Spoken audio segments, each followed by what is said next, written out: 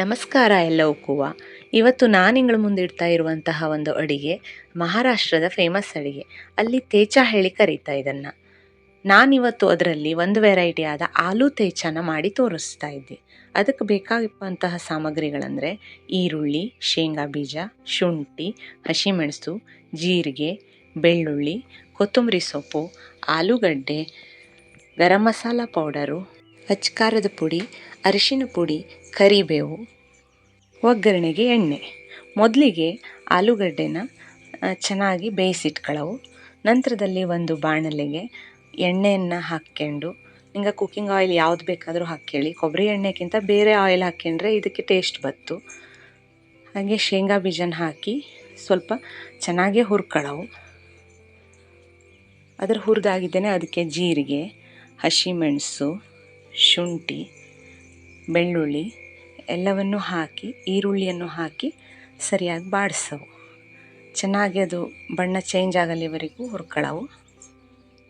ಮಹಾರಾಷ್ಟ್ರದ ಕಡೆ ಈ ತೇಚಾದಲ್ಲಿ ಹಲವಾರು ವಿಧಾನನ ಮಾಡ್ತಾ, ಆದರೆ ಮೇನ್ ಇಂಗ್ರೀಡಿಯೆಂಟ್ಸ್ ಮಾತ್ರ ಕೆಲವಾಗಿರ್ತವೆ. ಅಂದರೆ ಶೇಂಗಾ, ಹಸಿಮೆಣಸು, ಬೆಳ್ಳುಳ್ಳಿ, ಜೀರಿಗೆ, ಕಾಳುಮೆಣಸು ಇವಿಷ್ಟು ಕಾಮನ್ನಾಗಿ ಇರಲೇಬೇಕಾಗಿರ್ತು ಎಲ್ಲ ತೇಚಾಕ್ಕೂ. ಬಾಡಿಸಿಟ್ಟಂಥ ಈರುಳ್ಳಿ ಮಿಶ್ರಣಕ್ಕೆ ಹಸಿ ಕೊತ್ತಂಬರಿ ಸೊಪ್ಪನ್ನು ಸೇರಿಸಿ ನೀರು ಹಾಕಾಗದೆ ತರಿಯಾಗಿ ರುಬ್ಬಿಟ್ಕೊಳ್ಳಿ. ನಂತರದಲ್ಲಿ ಒಂದು ಬಾಣಲೆಯಲ್ಲಿ ಎಣ್ಣೆ ಹಾಕಿ ಅದಕ್ಕೆ ಸ್ವಲ್ಪ ಜೀರಿಗೆ ಹಾಕ್ಕೊಂಡು ಅದಕ್ಕೆ ಅರಿಶಿನ ಪುಡಿ, ಕರಿಬೇವಿನ ಸೊಪ್ಪು, ಹಾಗೆ ಅಚ್ಕಾರದ ಪುಡಿ, ಜೊತೆಯಲ್ಲಿ ಗರಂ ಮಸಾಲ ಪೌಡರ್ ಇದಿಷ್ಟನ್ನು ಹಾಕ್ಕೊಂಡು ಒಂದು ಸಲ ಕೈ ಆಡಿಸಿ. ಹಾಗೆ ಈಗ ಮೊದಲೇ ಬೇಯಿಸಿಟ್ಕೊಂಡು ಕಟ್ ಮಾಡಿ ಇಟ್ಕೊಂಡಂಥ ಆಲೂಗಡ್ಡೆ ಪೀಸ್ಗಳನ್ನು ಇದಕ್ಕೆ ಹಾಕಿ ಚೆನ್ನಾಗಿ ತೊಳಸ್ಕೊಳ್ಳಿ. ಆಲೂಗಡ್ಡೆ ಪೀಸನ್ನು ಇನ್ನೂ ಸ್ವಲ್ಪ ದೊಡ್ಡಕ್ಕೂ ಕಟ್ ಮಾಡಿ ಕೇಳೋಕ್ಕೂ, ಆದರೆ ನಂಗೆ ಇಷ್ಟೇ ದೊಡ್ಡಕ್ಕೆ ಇಷ್ಟ ಆಗ್ತು ಹೇಳಿ ನಾನು ಹಿಂಗೆ ಕಟ್ ಮಾಡಿದ್ದೆ.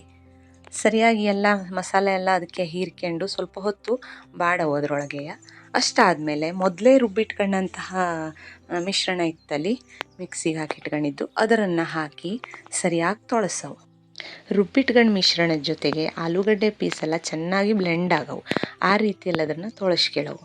ಹಾಗೆ ಅದಕ್ಕೆ ರುಚಿಗೆ ತಕ್ಕಷ್ಟು ಉಪ್ಪನ್ನು ಸೇರಿಸಿ ಮತ್ತೊಂದು ಸಲ ಕೈ ಆಡಿಸಿ ಕೊತ್ತಂಬರಿ ಸೊಪ್ಪನ್ನು ಬೇಕಾದರೆ ಮೇಲಿಂದ ಹಾಕಿ ಸ್ವಲ್ಪ ಲಿಂಬೆ ರಸವನ್ನು ಸಹಿತ ಹಿಂಡಿ ಸರಿಯಾಗಿ ತೊಳಸಿ. ಹೀಗೆ ತೊಳಸಿ ಒಂದು 5 ನಿಮಿಷ ಒಲೆ ಮೇಲೆ ಅದು ಸ್ವಲ್ಪ ಕುದಿ ಬರೋಷ್ಟು ಹೊತ್ತು ಇಟ್ಟರೆ ಸಾಕು. ಅಷ್ಟಾದರೆ ಆಲೂ ತೇಚಾ ನಿಂಗಕ್ಕೆ ರೆಡಿ ಆಗ್ತು.